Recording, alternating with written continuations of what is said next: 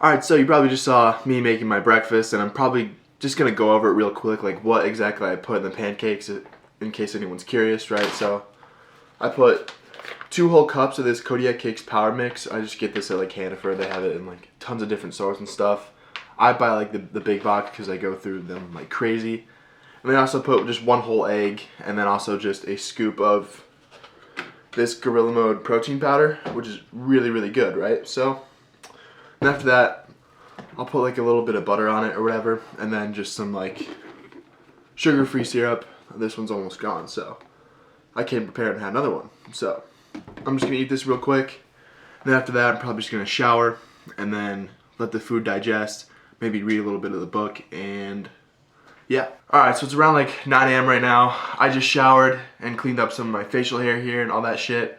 Right now, I got some decaf coffee. I drank some caffeinated coffee earlier, so I know I'm going to be taking like 350 milligrams of caffeine in my pre-workout in about like 45 minutes, so I really don't want to overdo it with stimulants this morning.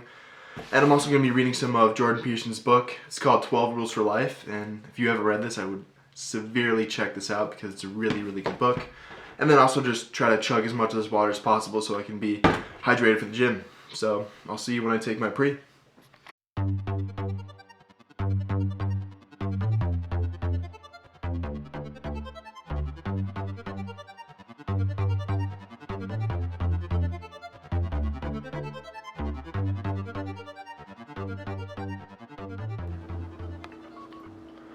Alright, so while I drink this pre-workout, I'm also going to take some of the vitamins that I forgot to take. I usually take my vitamins like right after I eat my breakfast. And I have a complete multivitamin here from BJ's. And then I also have some omega-3 fish oils. Honestly, I really feel like those are the only like crucial supplements or vitamins at least that people should take, just because a complete multivitamin kind of helps pick up in areas of your diet that may lack of certain vitamins and minerals and little other micronutrients and stuff like that. And then omega-3 fish oils are great too, just because that's pretty good for joints and stuff, and also it's hard to get like tons of omega-3s and fats like into your diet sometimes, so just having that as extra supplementation is pretty good, and it also might just help recover and stuff, so not bad. I was taking turkesterone, which is a natural supplement, but I completely like underdosed it. They say like the maximum efficacious dose is like 6 capsules a day, and the bottle only comes with 60. So I was taking like 1 a day for like 2 months, and it did like virtually nothing, which I was kind of an idiot for doing that. I probably should have known. So I mean, unfortunately, like I would have to take like 6 capsules a day for 10 days in order to get like the maximum efficacious dose.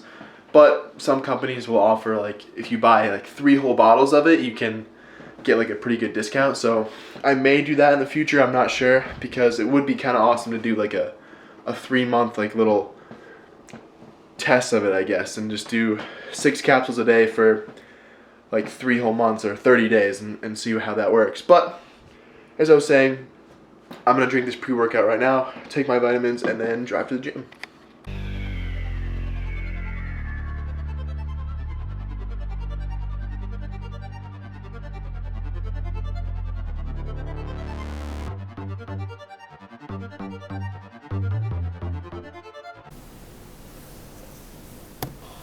Alright, so for the next like 5 minutes or so, I'm just going to pretty much do a little commentary on this workout, at least what I filmed of it. I only got about like halfway through the workout of filming before my battery died on my camera, and I really didn't want to just record on my phone because it was hard to prop it up and get good angles and stuff like that. So I basically recorded the first like few few exercises that I did for my push day. And I'm just going to talk about how I structure my workouts and how I structure my compound lifts right now, and basically how I'm trying to progress and my current goals. So basically a push day is pretty self-explanatory. It's just push movements like pretty much bench press, overhead press, stuff where you're lots of pressing movements. Then I also include shoulders and triceps on push days as well. So I believe that last set that I just did was just like a warm-up set of 225. This is pretty much shortly after I recovered from COVID, so my strength isn't really pretty much optimal where I want it to be, just because I still felt kind of weak. My appetite was very low, so I wasn't really able to put on as much like body fat and as much size as I wanted to get my strength back up. So I think today for this workout was honestly recorded like over a week ago, because I just haven't really had time to commentate it. I'm back in school now in Buffalo, so I moved back in. But basically, I'm just doing some sets of 225. I think I was just trying to do like a 5x5 with 225, and I think I recorded the last like few sets. I always start off with bench press and stuff, just because I feel like it's pretty much a good compound lift to start off with on push days. You always want to start off your lifts with compound lifts like bench, squat, or deadlift, because if you do other exercises beforehand, you're just going to get tired out and you're not going to perform on the compound lifts. And the compound lifts are what pretty much build the most muscle groups in your body.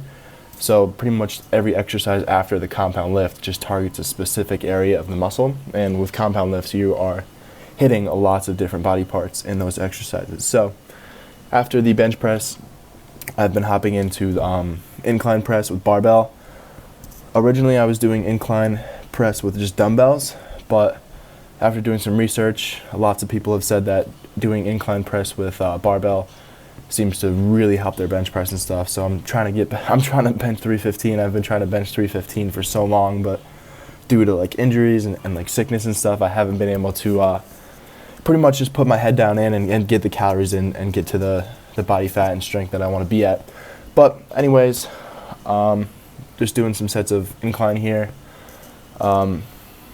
Since it is a fairly new exercise that I've been doing, my motor pathways aren't pretty much optimal for it yet, and I can't really do super heavy weight yet, but I definitely have noticed like pretty much exponential progress in this movement. So I think I'm just doing sets of 135 today. I think I was shooting for like 8 to 12 reps, just because I feel like it's a good way to just stimulate the muscle without going too super hard.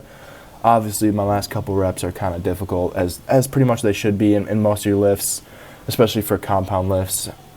I wouldn't say incline press is a compound movement, but it's pretty much like a close second to a compound lift. But then after that, I usually do standing overhead press, but I think today, or this session, I didn't have any like open racks to do overhead press, so I honestly really love doing Smith machine press too, where I'm just seated, obviously. I feel like it's a good way to really just isolate the shoulders and stuff and really target it. That's one of my favorite movements to do for my shoulders, just because I feel it so well, and especially when I'm on a free rack like that too. Or not like this, but if I am on a free rack, I feel really good doing these. And I also get to use a little bit of my core too when I'm standing up and stabilizing it. I tried to do 45 pounds here, but I don't really think I got that many reps, just because my shoulders weren't feeling pretty much as well as I wanted them to be. But I got some reps, so it's not really that bad. But this is definitely an exercise I really consider doing, just because shoulders are one of the best parts of your body to really build, to get a really nice looking physique. For a couple months I would hammer my shoulders just so I could get some really well rounded shoulders. I'd say it worked. Just definitely doing lots of isolations with shoulders too helped too. Then my next exercise here was cable flies. Obviously this is for chest. I just really like doing cable flies because it just really isolates my chest. I'm trying to focus on contracting at the end. I do a little bit of a squeeze, so I don't try to do it super fast. I just kind of do a nice little slow controlled movement, engage my chest as much as I can, and yeah, it's a pretty good exercise. I would definitely recommend doing that. I usually go for around like 8 to 12 to maybe 15 reps sometimes, just to get lots of time under tension for the muscle, and especially for isolation exercises, it's really good too. So then I'm doing some more shoulders here, kind of looking at the camera to make sure like there's a good angle. But I love doing these with a cable. Just delt flies with a cable is just a really, really, really good exercise. I do about 15 reps each arm, and I do like 3 sets of those. And those are exercises that I've been doing for a long time now to really, really develop my shoulders and get as best of shoulders as I could possibly get, honestly. But yeah, so I think this was the last exercise that I did record. Usually I'll do some more shoulder exercises. I'll probably film more of a push workout another day.